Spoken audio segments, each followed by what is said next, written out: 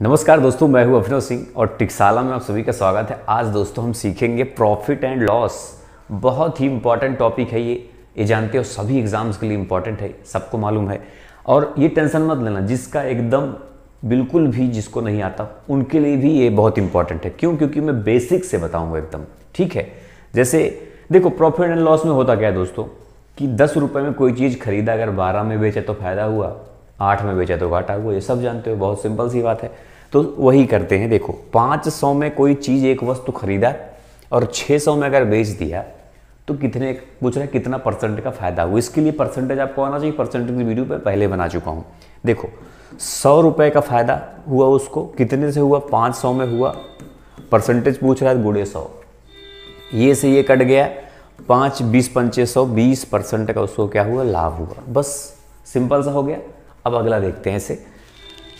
इसको देखो, 756 की लागत से कोई चीज़ तैयार किया और 714 में बेचा, मतलब साफ साफ घाटा नजर आ रहा है। कितने का घाटा है? 756 में अगर 714 घटाओगे तो आ जाएगा 42, है ना, साफ साफ नजर आ रहा है 42। तो 42 रुपये का घाटा हुआ। कितने से हुआ? 756 में हुआ, गुणे 100। परसेंटेज निकल जाएगा फटाक से। अब देखो, ये 2 से कट जाएगा, 21 दूना 42। अब ये 2 तियाँ 6 और 2 सते 14, 2 अठे 16, ये कट गया। उसके बाद 3 से भी 3 सते 21 और 3 एकम 3, 3 दूना 6 और 3 छंग 18, है ना। अब ये 18 सत्ते 126, ये हो जाएगा यहाँ पे 18, मतलब 100/18 आ जाएगा आपका। उसके बाद 18 पंचे 90, 5 सही 10/18, मतलब 5, ये कट जाएगा तो हो जाएगा 5 सही 5/9। ये है तो 5 सही 5/9 आपका आंसर हो जाएगा। बात समझ में आया ना? एकदम ऐसे ही करेंगे, एकदम सिंपल सा है। मतलब जो घाटा हुआ यहाँ लिख देंगे, जितने में हुआ यहाँ लिख देंगे, गुणे 100 कर देंगे तो परसेंटेज आ जाएगा। सिंपल सी बात है, ठीक है। चलो आगे बढ़ते हैं। अब इसको देखते हैं। ये दूसरे टाइप का क्वेश्चन है कि एक घोड़े को 20,000 में बेचने पर 25% का लाभ होता है। यदि उसे 40% लाभ पर बेचा जाता तो घोड़ा कितने रुपए में बिकता? अब हमारी बात, एक बात बताओ कि ये जो 20,000 में बेचने पर 25% का लाभ भी हो जा रहा है, मतलब इसमें लाभ इंक्लूड है। तो इसका मतलब है कि ये जो 20,000 है, ये जो 20,000 है, ये 125% के बराबर है। बोलो, इतना समझ में आया? ये 125% के बराबर है ना, क्योंकि 25% लाभ भी हो गया। जो क्रय मूल्य हो 100% है और ये भाई 25% लाभ भी हो गया, मतलब ये 125% है। तो यदि उसे कह रहा है 40% लाभ पर बेचा जाए तो कितने रुपए में बिकेगा? तो गुणा इसी में 140 कर दो बस। क्योंकि 20,000 को जब आप 20,000 125% के बराबर हो गया, क्योंकि 25% लाभ हुआ।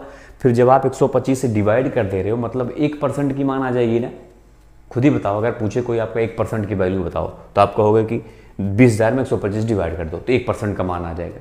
फिर उसमें 140 से गुणा कर दो तो 140% का मान आ जाएगा। भाई 40% प्रॉफिट मतलब 140%।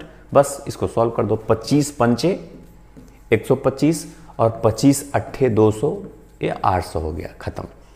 उसके बाद 5 से इसको काट दो, 5 दूना 10, 5 अट्ठे 40, 28 आ गया। अब 28 अट्ठे 8 अट्ठाई 64, 8 दूना 16 6, 16 6 22, है ना।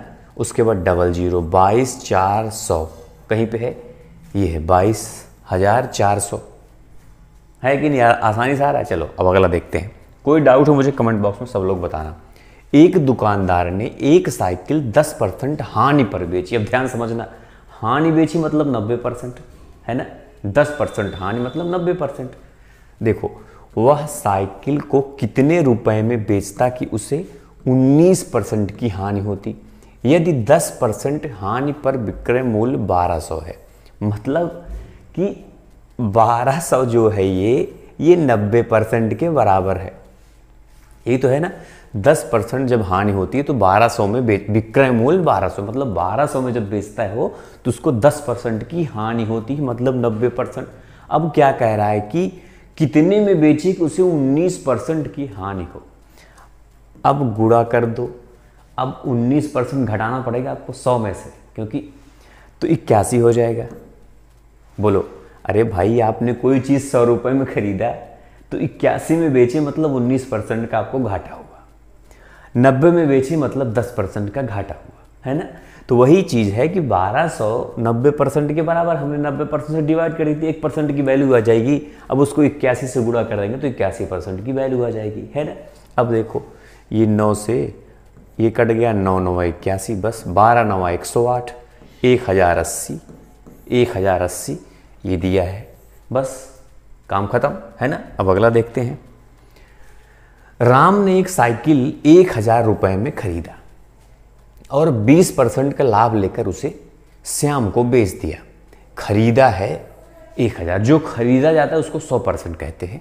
20% का लाभ हुआ, देखो ध्यान समझ लो, श्याम ने 10% का घाटा सहकर उसे मोहन को बेच दिया। बताइए मोहन ने साइकिल कितने में खरीदा।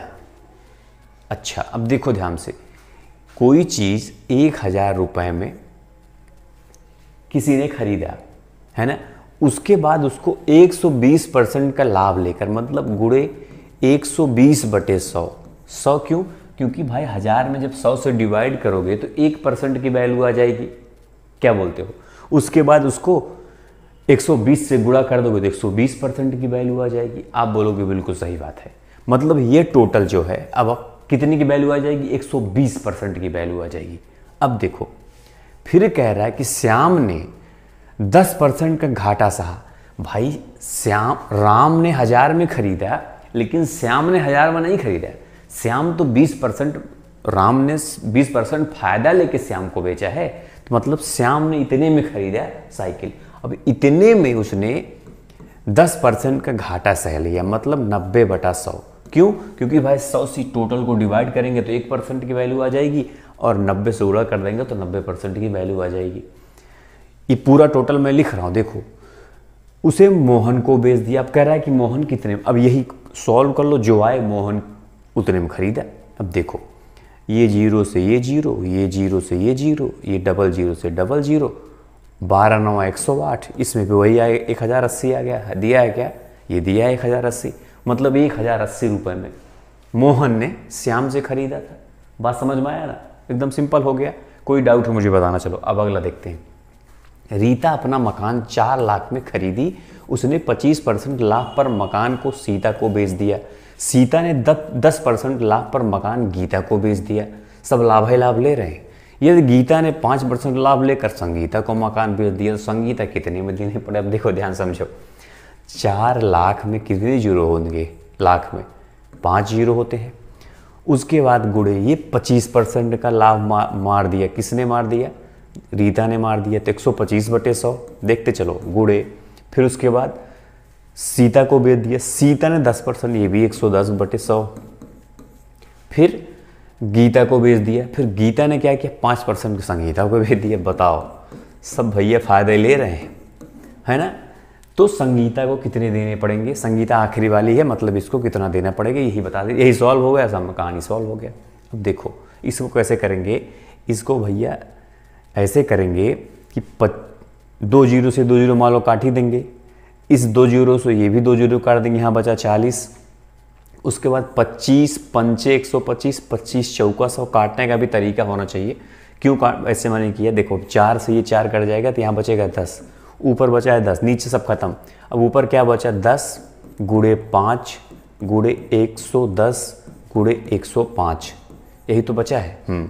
अब देखो इसको क्या करेंगे, आसानी से सॉल्व कर सकते हैं।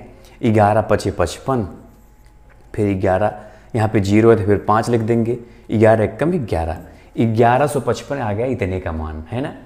नहीं, 1 0 भी है, इतना आ गया, इतने का मान आ गया। उसके बाद 5 इसमें गुणा कर दो, 5 25, ये 0 रहेगा ही, मान लो 5 25, 5 25 2 27, 5 1 5 2 7, 5 1 5, और 1 0 और बढ़ जाएगा, मतलब 577500। ये तो दिया है, साफ साफ नजर आ रहा है। बस ये आ गया उत्तर। मतलब इसको हमको सॉल्व करना था, कैलकुलेशन वाला। बस अब अगला देख लेते हैं।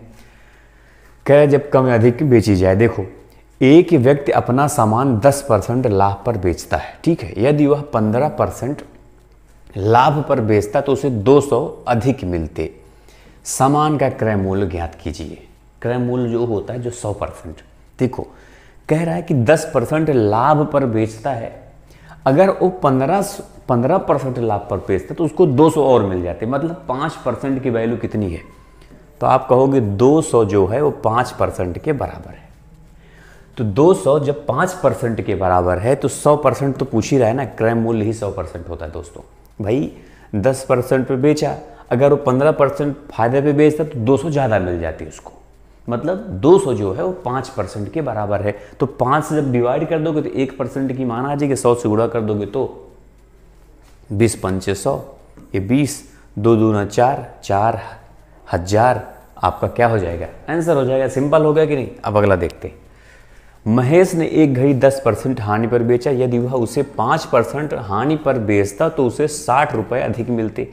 वही क्वेश्चन ये भी है। तो महेश ने घड़ी कितने में खरीदा था? देखो 10% हानि पर बेचा, यदि वह 5% हानि पर बेचता, मतलब उसने 90% पे बेचा, अगर वो 95% बेचता तो उसको 60 रुपये और मिलते। अब भाई ज़्यादा, मतलब इसमें क्या हो गया? 60/5 गुणे 100 कर दो, बस वही तो है एकदम। अब देखो 12 पंचे 60, 1200 आ गया, है ना? समझ में आ रहा है एकदम। अब अगला देख लेते हैं। किसी में कोई डाउट हो मुझे कमेंट में बताना, क्योंकि अभी आगे मैं पढ़ाता तो रहूँगा, कहीं जाने वाला तो हूँ नहीं मैं, तो बता दूंगा आपको। एक दुकानदार 2 टीवी सेटों को एक ही मूल्य पर बेचता है। ये बहुत अच्छा क्वेश्चन है। एक पर उसे 20% का लाभ होता है और दूसरे पर उसे 20% की हानि होती है, तो उसे दोनों पर कुल मिलाकर कितने % का लाभ या हानि हुई? जब कोई समान मतलब कोई वस्तु समान मूल्य पर बेचा जाता है और उस पर समान रूप से प्रॉफिट एंड लॉस भी होता है। 2 वस्तु है, 100 में मान लो दोनों बेचा गया, दोनों में समान, तो क्या करना है मालूम है? तो उसमें हमेशा हानि होती है, हमेशा हानि होती है। हानि % बराबर लाभ गुणे हानि, जो भी हो बटे 100 कर दो, बस। मतलब समान हो तभी, 20 गुणे 20/100 समान हो तभी, क्योंकि 20 तो समान है ना, हानि भी समान हो रहा है, लाभ भी समान है, और उसने बेच भी समान मूल्य पर रहा है, तो उसमें कुछ छेड़छाड़ नहीं करना, बस इसको ऐसे ऐसे ऐसे 2 दूना 4%, बस समझ में आया ना? मतलब कुछ नहीं करना, दोनों को गुणा करके बटे 100 कर दो। हानि होगी हमेशा, लाभ या हानि, तो यहाँ पे हानि लिखना भूलना मत, ऑप्शन मैंने ही लिखा है, भूल गया, तो लाभ हानि नहीं, सिर्फ हानि होगी 4% की, ठीक है? ये बात भूलना मत। चलो अगला देखते हैं। सेम वैसा क्वेश्चन ये भी है, इसको आपको करना है, होमवर्क है ये। क्या लिखा है कि यदि व्यक्ति वस्तुओं को प्रत्येक 99 में बेचता है, एक पर उसे 10% की हानि होती है तथा दूसरे पर उसको 10% की लाभ होता है, तो पूरे सौदे में उसका कितना लाभ या हानि हुआ, है ना? तो ये भी बताना है, लाभ या हानि भी बताना है, क्या हुआ कमेंट में। ऑप्शन मैंने गलती से ये बात नहीं लिख पाया कि लाभ हुआ कि हानि हुआ, ये भी लिखना चाहिए, ठीक है? तो दोस्तों बस लाभ हानि का ये पहला क्लास खत्म होता है यहीं पे। अगला क्लास और लाऊंगा मैं, अब बढ़ाते जाऊंगा क्लास, उसका टेंशन नहीं है, बस जुड़े रहना मेरे साथ और डिमांड करते रहना कमेंट बॉक्स में, क्योंकि डिमांड करोगे तब मुझे अच्छा लगेगा, तब मैं उसी हिसाब से वीडियो भी बनाऊंगा। डिमांड करते तभी मुझे अच्छा लगता है। अभी कम लोग हो, शेयर वेयर देखता हूँ सब लोग सब्सक्राइब कर देते हैं, पढ़ते हैं ही नहीं, तो मैं सब्सक्राइब करने के लिए नहीं बोलता, मैं मतलब बोलता हूँ कि जो पढ़ो वही सब्सक्राइब करो। फिलहाल लोग मुझसे मेरे चाहने वाले ही हैं, सोचते हैं चलो सर जी का चैनल है सब्सक्राइब कर लेते हैं, देखा जाएगा, है कि नहीं? तो पढ़ा भी करो सब लोग। तो इसका उत्तर जरूर देना सब लोग, लाभ हुआ कि हानि हुआ, कितना हुआ, ठीक है दोस्तों? मिलते हैं फिर नेक्स्ट क्लास में, तब तक के लिए जय हिंद, जय भारत।